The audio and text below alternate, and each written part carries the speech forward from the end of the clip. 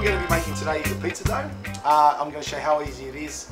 We need a couple of basic ingredients: high gluten flour, yeast, salt, sugar, and olive oil. What we want to try and do is show you how easy it is. This is something that you can do at home quite easily. This is 1 kilo of flour. This is the yeast, the sugar, the salt, and olive oil all put together. I left it in a warm place for about half an hour, and as you can see, it's starting to bubble.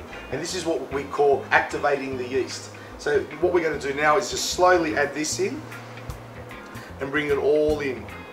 And kneading is very, very important. Bring it in very slowly together. So we're folding the flour in, and what we want to create is a big dough ball. If the flour is too dry, just add a little bit of water to a little bit at a time, because we don't want it too wet.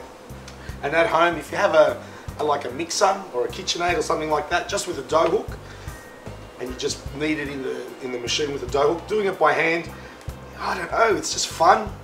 If you had a bad day at work, you can come home and just knead it. And the beauty about this dough is, once you've portioned it out, you can actually just wrap them up individually, put them in the freezer just before you go to work.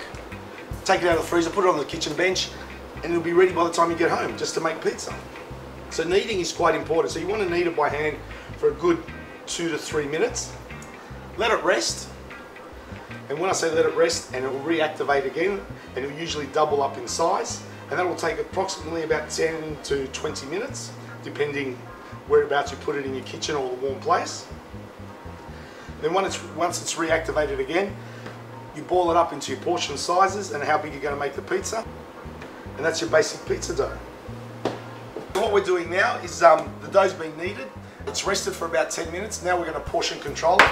And what we're doing is I want to try and get about, we're doing like 10-inch pizza, so we want to get about 140 grams each pizza. So what I'm doing now, lightly flouring the bench.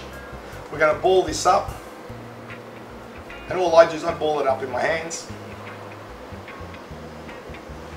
and make little balls. One secret with pizza: if you start off with a round ball, you're going to end up with a round pizza. Start off with a ball that's square or triangle, you're going to end up with a different shaped pizza. We're going to let it rest for about half an hour, and we'll come back and we'll make the pizza. We'll roll it out, just sprinkle a little bit of flour on top of it.